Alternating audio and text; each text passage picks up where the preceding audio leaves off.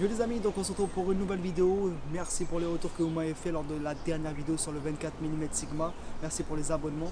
Aujourd'hui on va parler de stabilisation avec le Weebill S. Donc un stabilisateur de Zhiyun, donc vraiment performant, et je vais vous dire pourquoi. Donc de retour pour parler du Weebill S, on va dire la problématique du Weebill S, c'est pourquoi celui-ci et pas un autre.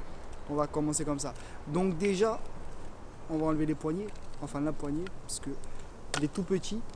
Imaginez sans aussi cette poignée là, hein.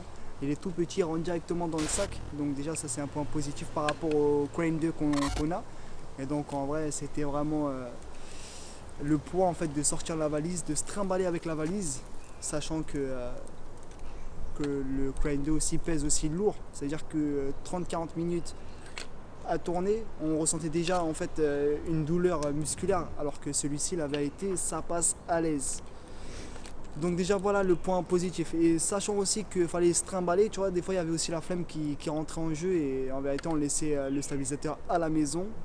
Donc déjà ça c'est un point négatif. Vaut mieux avoir un truc moins performant, tu vois, mais que tu as constamment avec toi dans le sac, vu qu'il rentre dans un sac.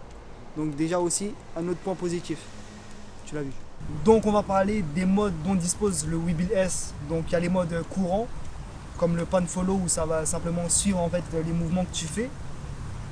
Et tu peux aussi régler directement à l'intérieur en fait la sensibilité des axes. Le vent, bordel, ça va. Donc des axes, donc comme ça, si tu veux avoir des plans cinématographiques, tu peux directement régler la sensibilité qui te permet de pas, tu vois, si tu vas de droite à gauche, que ça soit pas d'un coup, tu vois, que ça soit vraiment fluide et smooth, c'est ça qu'on recherche, tu vois. Après il y a aussi le mode locket, t'as vu mon accent un peu anglais quoi, qui permet en fait d'être vraiment fixe. Dès que tu vas en fait appliquer ce mode là, en gros ça va vraiment être fixe de ce que tu as mis comme direction, qui permettra en fait de garder en fait cet axe fixe. Donc c'est vraiment pratique lorsqu'on veut en fait courir, ou qu'on a vraiment un sujet où en fait tu suis en mode en reculant ou quoi. Il y a le mode POV aussi qui est vraiment intéressant, et que c'est une nouvelle sur le Weebill S, qui est aussi sur le Weebill Lab et le Weebill 3 Lab, je crois il s'appelle comme ça, je crois, qui n'y avait pas sur le Zhiyun Crane 2 qu'on avait avant. Et c'est vraiment un mode intéressant. En fait c'est juste un mode première personne. En gros, comment on appelle ça? PNV ou POV. POV, ouais, mais ça s'appelle comment les.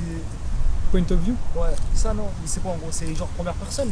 Ouais, c'est ça. En gros, c'est mode immersif. C'est ça. Exactement, c'est le mode immersif en gros, ça permet d'avoir des plans stabilisés mais immersifs. Donc c'est vraiment un point positif quand il y a de l'action et tout. Et tout ça quoi. La tant vite fait que le Honda il sait pas, tu vois. Et on pourra commencer la suite de la vidéo. Et donc voilà, après il y a des modes aussi, le mode qui est courant en gros, c'est le mode, comment dirais-je, c'est le mode selfie. Tu appuies 3 fois sur le POV et que ça te retourne directement en fait le stabilisateur vers toi pour avoir des plans en mode vlog. Il y a le mode aussi vortex qui n'y avait pas sur le Zhiyun Crane 2.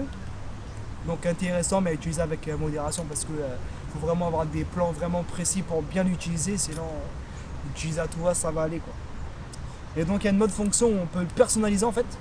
Il y a un bouton fonction, tant il fait que le scooter passe, fonction que tu peux personnaliser d'un mode, tu vois. Donc s'il n'y a pas un mode, tu vois, il y a des modes qui sont pas vraiment attitrés sur des boutons, tu permets en fait de l'avoir directement sur le bouton fonction. Il y a aussi une gâchette là-haut.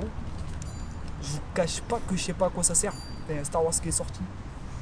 Je sais pas à quoi ça sert, mais en vérité quand j'appuie dessus, le stabilisateur se met à suivre le mouvement que je suis en train de faire. Donc je pense que c'est le mode en fait POV mais avec la gâchette. À voir. Je pourrais pas dire plus que ça quoi. Donc je vais vous mettre de toute façon les plans en défilé pendant que je vous parle en instant. C'est ça la magie du montage les amis. Et voilà les amis, j'ai oublié de faire l'outro, donc je la fais là. Et au même moment en gros la pluie s'est mise à tomber, donc je me suis un peu réfugié, tu vois. Et donc si la vidéo t'a plu, n'hésite pas à liker et t'abonner pour soutenir déjà. Et en fait j'essaie de faire des petites vidéos courtes, condensées, tu vois, de faire plutôt un retour utilisateur plutôt qu'un test, vu que déjà les produits que j'ai sont sortis il y a quelques années déjà. Donc je trouve pas l'utilité, mais en tout cas si c'est un contenu qui risque de te plaire, n'hésite pas à liker et t'abonner à la chaîne les amis. On se recapte pour la prochaine vidéo.